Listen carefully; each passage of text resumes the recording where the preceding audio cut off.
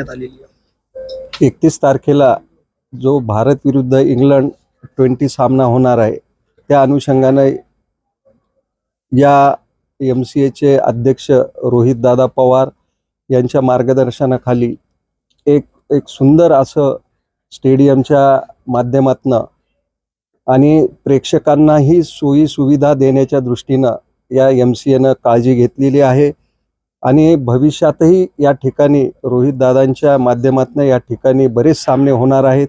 परत काय आणखीन आपण जर पाहिलं तर तुमच्याही काही प्रेसवाल्यांच्या काही सूचना आम्ही वर्षापासून या ठिकाणी फॉलोअप करत आहोत आणि ज्या ज्या तुम्ही सूचना केल्या त्यात सुधारणा करण्याचा या ठिकाणी MCAनं प्रयत्न केलेला आहे. आपण जे काही बाथरूम आम्हाला त्या ठिकाणी सांगितले होते आपल्या प्रेस लाईनच्या त्या भागामध्ये, त्या ठिकाणी सुद्धा आज ते एक सुसज्ज असे बाथरूम टॉयलेट त्या ठिकाणी आपल्याला दिसून येतील आणि ज्या ज्या सुधारणा खेळाडूंच्या प्रेक्षकांच्या माध्यमातून या ठिकाणी देण्याचा MCA भरपूर प्रयत्न करत आहे. GBSच्या अनुषंगाने कशा पद्धतीने उपाययोजना करण्यात आल्या?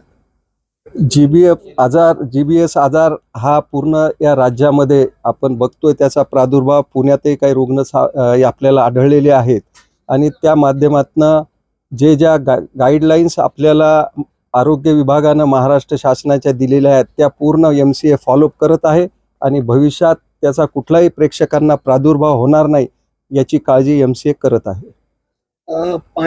पाण्यापासून खरं तर हा आजार होत असतो, मात्र इथे येणारं जे पाणी येते कुठून येते आणि कशा पद्धतीने हे पाणी या ठिकाणी जे पाणी येते ते महापालिकेच्या पुण्याच्या अंतर्गत या ठिकाणी ते पाणी येत असतं. ते 3 स्टेपमध्ये ते पाणी या ठिकाणी MCA शुद्ध करतं आणि ते वापरण्यासाठी जे प्रेक्षकांना आहे त्याचा कुठलाही प्रादुर्भाव होणार नाही याची काळजी MCA या ठिकाणी घेत आहे.